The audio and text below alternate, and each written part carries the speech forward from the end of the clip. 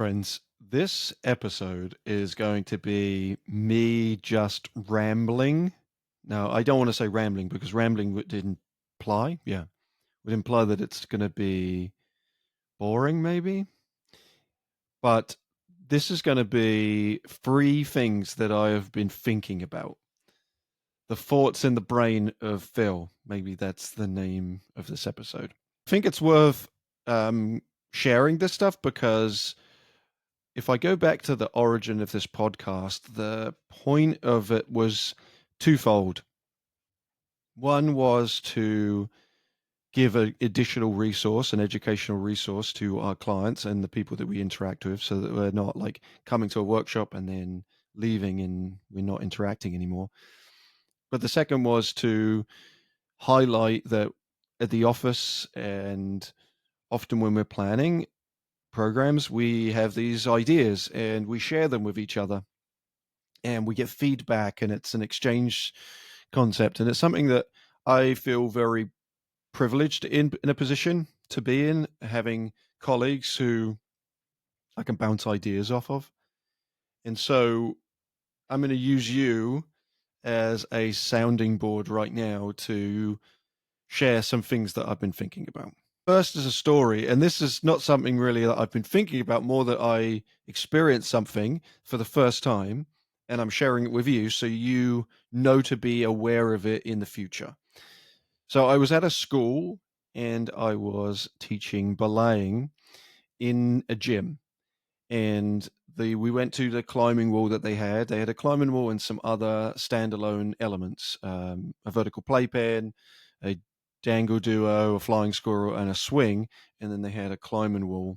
So I taught belaying, and I was having a participant belay another participant up on the wall.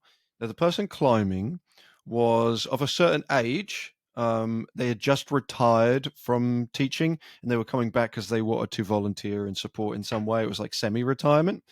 And they also had on their wrist an Apple Watch. And I've seen tons of Apple Watches before, so it's, the Apple Watch isn't the surprising part. So the person was being belayed and they slipped on a hold. The belayer held them in a really solid break, so there was no physical concern, no safety concern. But the Apple Watch, started to make this sound like meh, meh, meh, like an alarm. And I shouted up to the person on the wall, like, what's that noise coming from your wrist? Is that something that we need to be aware of? What's happening? And they looked at their wrist and they were kind of flustered and they said, it's registered that I had a fall. So it was like an emergency system that was built into the Apple Watch that was registering that she had had a fall. And so she's getting lowered as it's still like, meh, meh, and she says she doesn't know how to turn it off. So I had the belayer slowly lower her down and we looked at her watch. I grabbed her wrist and looked at her watch. I say I grabbed her wrist. I didn't do it in a physical. Give me those wrist. Give me that wrist. She presented the watch to me, and I looked at her wrist, and it said emergency, having a fall, and then it was saying dialing 911. And I couldn't for a while. We couldn't figure out how to stop it. Like she said, I don't know how to turn this off. I don't know how to stop it. And so eventually, I saw like it was the hang up the call. So we hung up the call. Now, the problem was that it had already initiated a call to 911. So, like 5 seconds later, her watch started to ring as if it was a call, and it was 911. And she answered the call, and they said, "This is 911. What is your emergency?" And then the hard thing was trying to explain what had happened to her that would prevent them from wanting to call an ambulance. They were very insistent. They were probably alerted to the fact that she'd had a fall. It may come up on their system, like what the issue was. So they were asking a lot of questions to try to clarify. I ended up having to talk to them and explain what we did what I was doing for a job, and that it was, even though it was considered a fall, it was completely safe. And she was on belay, and I had to explain what belay was to the person at 911 in the call center. Hasten to say, like, the learning thing here was that if your participants are of a certain age and they have an Apple Watch that may be preset, maybe there's a setting. I haven't researched this. This only happened recently. I maybe could do a Google search, but that their Apple Watch was set to register falls and call 911, just like the fall alert systems they used to have on the necklaces and stuff. Yeah, just be aware if we're working with an older population and they have Apple Watches or modern phones, modern watches, that maybe they are set to initiate falls. And in that case, we need to make sure that that is turned off prior to them climbing, because they will experience some of like the drop sensations that would initiate the watch to call 911. So that's a first for me. I have never called 911, thankfully. But now I can say I have for a non-medical emergency or for a non-emergency. And accidentally called it by having a participant just take a fall on the climbing wall, and they had an Apple Watch. So thought I'd share that because that might be new to folks listening. And if it's happened to you, maybe message me and tell me that's a thing, because I've mentioned to other people and they have not heard of it. So maybe this is a new setting, and I was the first to experience it. Okay. Second thing is, and they're all thoughts that I'm having because of recent experiences. That's I kind of write a note to myself and like, oh, I'm going to go back and think about that a little bit more. So the next is this is a request from me to all of the trainers who are listening, but also I would say to everyone listening to ask them of your trainers. So if you have a training, someone coming, and I would say even if it's in-house training, if you're being trained on your course and you're listening to this and you have someone trained on your course, you should ask the questions when they present operating procedures for an element. You should ask for some clarification around if what they're sharing is standard operating procedure, so SOP, local operating procedure, so that's local to the site that you're on, or individual instructor preference. And I would almost highlight that third one, the individual instructor preference, because I have interacted with over the last few months where when I've been training people that they have said, well, that's not the way I was taught to do this, or specifically said like, well, so-and-so, the name of said trainer, taught me this, and you're now teaching me something different. There's confusion there. And I think that this will be classic but it's happened a lot. But this is like a formal request that we do this. We do better as trainers. That as a trainer, we should be presenting information under those umbrellas and very clearly saying, this is the standard. This is what is local to you and might be important for you to know on your course. And then this is the way I like to run it. I'm going to give an example. And I think this could apply to most swings setups, but I just want to add a little asterisk to this that I'm really saying this from high five swing setup, but I think it works. We could work any of them. My individual instructor preference is to include 4 helmets in the rotation of participants going. And the reason for that is I use it as a way to make the process more efficient. So I'm going to try to describe this. I have the group decide what their order is to go on the element. So if it's a swing, I ask the group, I want you to decide your order. Who's going to swing first all the way through to the last person who wants to swing, so that you know who you're after, who's before you, you've got an order. Once that order has been decided, I want you to send the first 4 people to me and get outfitted in helmets. Number 1 is going to step up onto the ladder or start to be clipped in. Number 2 and number 3 are going to be there spotting the ladder or holding it, but they're also going to hear all of my preamble, so my explanation to the swinger, what their role is and what they're going to do, how they might release themselves, and some safety concerns that I need to address. Number 4 is just on deck with the rest of the hauling team, the team that pulls the person up into the air. Then, once 1 is finished, they give their helmet to number 5. Number 2 steps up to the ladder. Number 4 comes and joins the ladder, and so on and so forth. The reason I like that is because I know that people wearing helmets are going to be coming next. That gives me some information. It also allows number 2 and number 3 and so on and so forth to hear all my preambled conversations, so they don't have to keep asking confirmation like, what do I do? What do I pull? And I have to repeat everything over again. for me, is an individual instructor preference. There's no standard that says you need to include this rotation. But if I don't say that, then what can happen to people who are learning for the first time is think that's the way they have to run this. That's where the problems lie. People come to trainings, and typically I'm witnessing this at level 2, more advanced training. So where people have experience, but once again, they may have years of experience only at their own site, and they think that when they go to their site, this is the way it's run. Another example, and this is where it's coming to my head on this one, was I just ran a level 2 certification, and we had some people come into that program, and sorry, I'm a phone call there. Anyway, this is what happens when you do an impromptu recording. And so they came to the level 2 certification, and what had happened was I had them assigned to a high element, and they had to do a gear retrieval. They had to pull the P cords, and they had to then set it up as if it's ready to be run. Where I see some of this local operating procedure maybe get confused is they look at their element, all right, oh, I have the high multivine element. I know this activity. On my course, the climber and the belayer is on the same side of the element. And so they set it as if that's ready for that. But what they haven't looked at is where the staples are, where the belay corridor is, and they've got confused with this is the way the element is run because this is how we run it at our site. And they don't realize that it might be different at other places.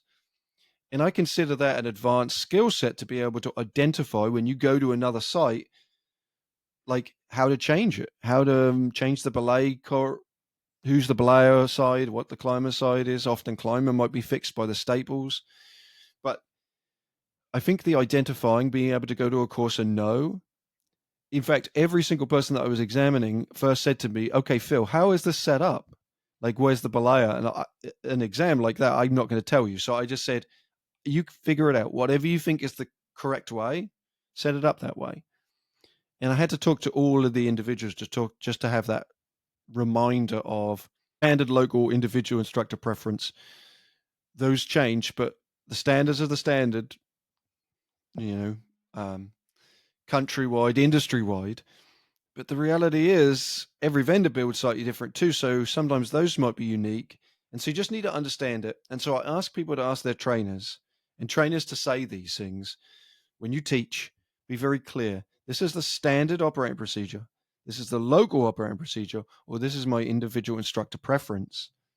And you as clients should be asking your trainers for that information so that you get to make really good, accurate decisions. And then you aren't getting into the position of misinterpreting an individual instructor preference as the standard. And then this is my last thought, and this one is less fleshed out. But I've been asked to run a training for an adventure park, so a commercial entity, different than what I'm used to training at, because I'm not trained to be able to lead technical trainings on commercial entities, often continuous belay systems. I'm familiar with them, but not skilled enough to really teach to that content.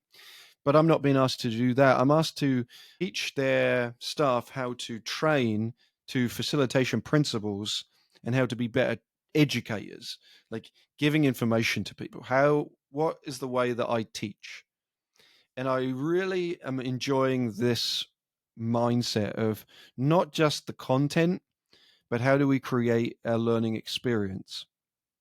A little promo for a upcoming episode that is not yet come out, but I interviewed Professor Dr. Colin Beard from England, who's written tons of book on experiential learning about this topic of creating learning experiences. And he really talked about this being the core principle of experiential learning is how do you create the best experience for learning? And I am really excited about delving deeper into our content and looking about how I teach, what's effective and maybe what isn't as effective. I don't know. I'm biased towards my learning experience that I create, of course. But this was something I wrote down, and I really liked this. And I am thinking that this is a phrase that I'm going to bring up more often. I was writing down, and the topic area, the subject matter, the 2 hours of conversation using activities to reinforce this was the importance of creating failure, the importance of teaching failure, especially in a technical environment like ours. That, and I'm going to read it because I want to read exactly the way I wrote this, and I'm struggling to find this real quickly. I put it up, but I must, here it is. So I've listed this, and I'll even give you the activities I'm going to lead. So the section is actually a 1 hour section. It's called The Importance of Failure. And then the tagline I've wrote is, the only way to get it right is to get it wrong. And I really like the way that sounds, and it also is true. The only way to get it right is to get it wrong. I think about that a lot when I'm teaching technical components. I like people to get stuff wrong. Let's take knots. I'm in a very easy concept that it might be familiar, is knot tying. I like people to tie their knots wrong sometimes. In fact, I almost encourage people to intentionally tie it wrong so they can look at it and identify that it's wrong, so they know when it's right because they know why it's wrong.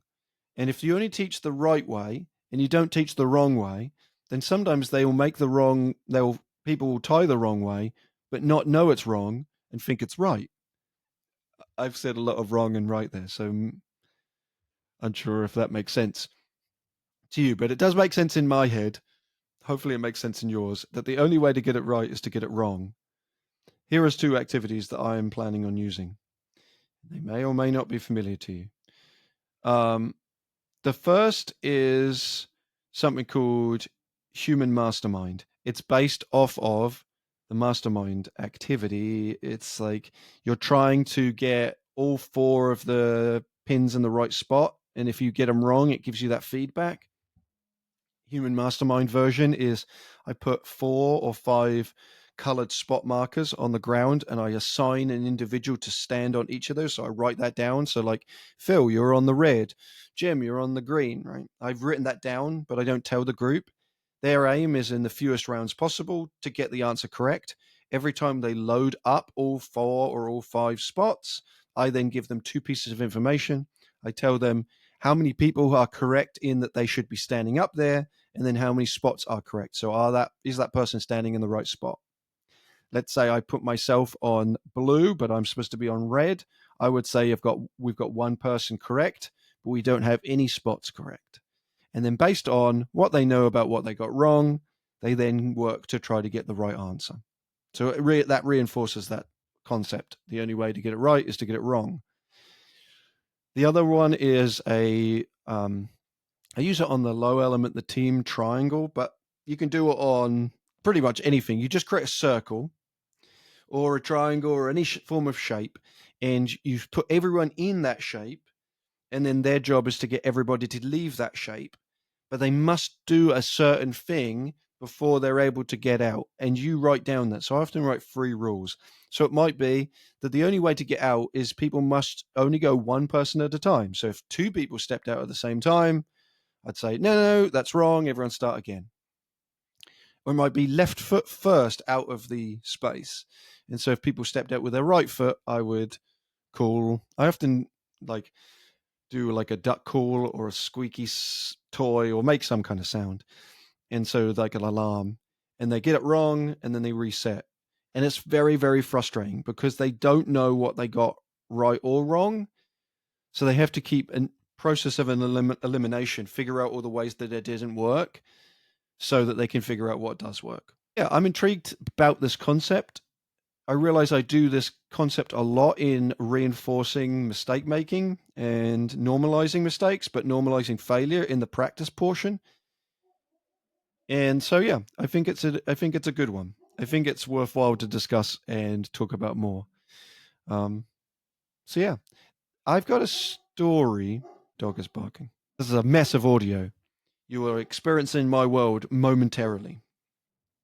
But a quick story that I think ties in my like journey as an experiential facilitator or an adventure facilitator is that when I first started, I remember I got an evaluation, some feedback from a client that said I had baseline facilitation skills.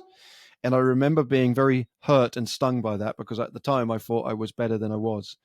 And I held on to that a little too long, if I'm honest, to the point where I still can say that exact line, and that was probably 10 years ago.